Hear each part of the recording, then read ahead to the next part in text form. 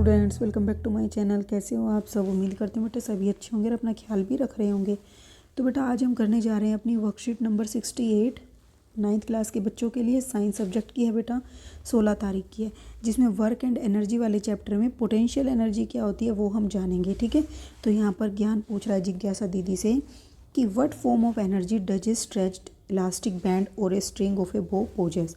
यानी कि जब हम किसी भी स्ट्रिंग को मतलब स्ट्रेच करते हैं धनुष के, ठीक है, या फिर किसी रबर को खींचते हैं तो उसमें क्या होता है, एक रबर को खींचने पर किस तरीके की उसमें एनर्जी पोजेस होती है, मतलब गेन करता है वो।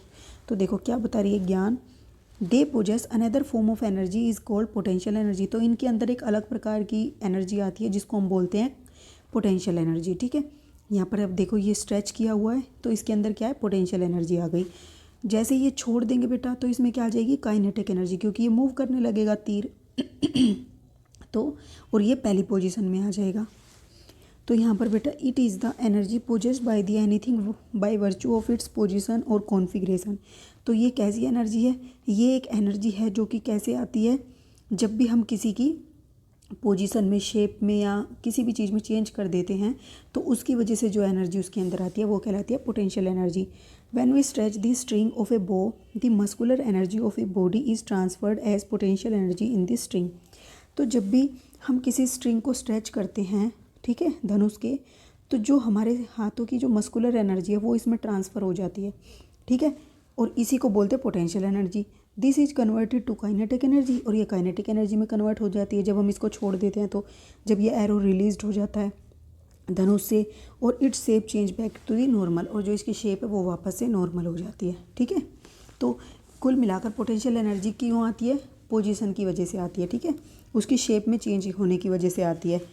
अब पोटेंशियल एनर्जी को एक हाइट पर कैसे मेजर कर सकते हैं मेरा गला ख़राब है बेटा आज, ठीक है, थोड़ा एडजस्ट कर लेना। When an object is raised through a height, its potential energy is raised। जब हम ऑब्जेक्ट को उठाते हैं किसी हाइट पर तो पोटेंशियल एनर्जी भी उसकी क्या होती है, बढ़ जाती है।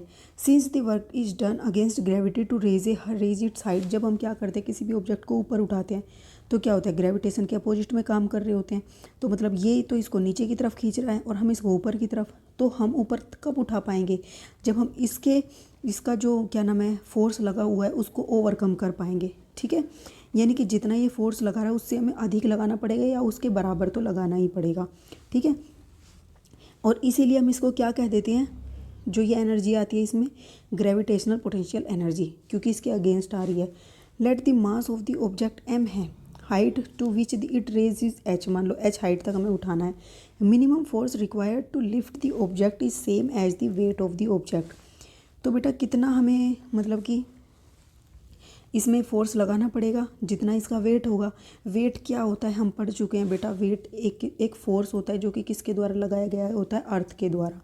ठीक है, किसी भी ऑब्जेक्ट पर जो किसके बराबर होता है, उस ऑब्जेक्ट के मास और उसके अंदर कितनी वो क्या करता है, ग्रेविटी उत्पन्न करता है। ठीक है, तो इससे इस फोर्स से ज़्यादा हमें फोर्स लगाना पड़ेगा। So work done is in lifting the object किसके बराबर हो जाएगा, ये वाला वर्क अलग है और ये वाला अलग है, ये वेट है ये वर्क है। ठीक है, ये स्मॉल w है ये कैपिटल है, तो ये क्या होता है, फोर्स इनटू डिस्प्लेसमेंट के बराबर होता है। तो फोर्स कितना होना चाहिए, इतना तो होना चाहिए मिनिमम, यानी कि mg तो है ही, और हाइट डिस्प्लेसमेंट क्या है, ऊपर उठाया हाइट पर। ठीक है, तो कितनी h, तो हमारा क्या आ गया वर्क, ये आ गया mgh। ठीक है, और इसको हम क्या कहते हैं, ग्रेविटेशनल पोटेंशियल एनर्जी, जिसको हम EP से डिनोट करते हैं।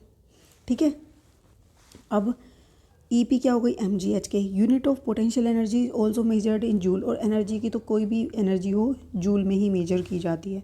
ठीक है, फिर बेटा आप एग्जाम्पल करते हैं। फर्स्ट है an object of mass 2 kg इज first raise to the height 5 metre, फिर उन्हें उसको 10 मीटर तक उठाया।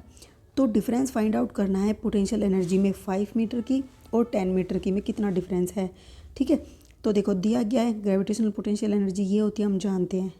अगर 5 मीटर की हाइट है तो कितनी होगी, m तो सेम रहेगा, ये g भी सेम रहेगा, और हाइट 5 है तो 100 जूल आ गई। फिर इसमें m सेम है, ये g भी सेम है, ये हाइट 10 हो गई तो 200 जूल आ गया। हाइट के बढ़ने से देखो क्या हो गया, एनर्जी बढ़ गई। So the difference in potential energy कितनी हो गई, 100 जूल का डिफरेंस आ गया। ठीक है, हाइट डबल होते ही एनर्जी भी डबल हो गई, ठीक है। एग्जाम्पल 2 है, what will be the potential energy of 1 kg mass kept at a height of 5 metre. अगर हम किसी ऑब्जेक्ट को 5 मीटर की ऊंचाई पर रख देते हैं, 1 kg उसका मास है, तो पोटेंशियल एनर्जी कितनी होगी अगर जी हम इतना लें। ये दिया होता है, हम 9.8 लेंगे या फिर 10 लें, ठीक है। अब यहाँ m इतना है, h इतना है, g इतना है, पोटेंशियल एनर्जी E mgh में पुट करो, यहाँ से 50 जूल आ गई। बहुत ही आसान से क्वेश्चन आते हैं बेटा इस पे ईजी से। अब देखो कुछ कंसेप्ट है, the potential energy of a body depend only on it's height above the ground. तो पोटेंशियल एनर्जी कुल मिलाकर उसकी ग्राउंड से कितनी हाइट है उस पर डिपेंड करता है, ठीक है। अब आप सोचोगे कि हम स्टेयर्स से ऊपर जाएं या लिफ्ट से जाएं, तो किस में हमारी ज़्यादा एनर्जी लगेगी। वैसे कहें तो हमारी स्टेयर से ज़्यादा लगेगी, लेकिन ये साइंस कहती है कि यहाँ पर जाने पर, यहाँ से चाहे वो ऐसे ऐसे गया स्टेयर से या वो सीधा लिफ्ट से गया, उनकी दोनों की एनर्जी सेम होगी, ठीक है।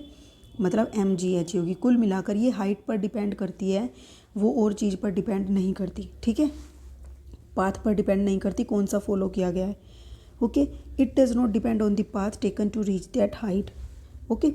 ए बॉल, इंपॉर्टेंट है बेटा ये, a ball falling from a certain height get accelerated continuously as it potential energy continuously changes into kinetic energy. जब हम एक बॉल को ऊपर से गिरते हैं तो वहाँ पर हाइट पर तो इसकी क्या थी, पोटेंशियल एनर्जी मैक्सिमम थी, लेकिन जब ये नीचे आती है तो ये बढ़ती जाती है।